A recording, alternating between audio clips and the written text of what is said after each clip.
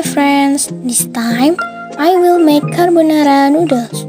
Now, the materials you will need are 1 cup of instant noodles, 1 full cream milk, 3 tablespoons of flour, 2 tablespoons of butter, 1 sliced sausage, and grated cheese. How do I make it?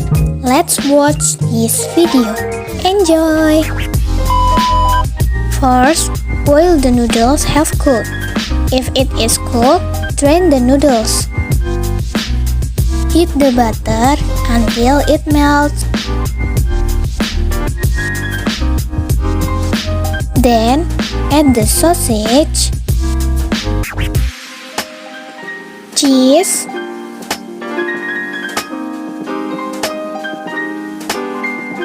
milk, and flour. Stir until smooth and wait a few minutes. After that, add the boiled noodles along with the spices.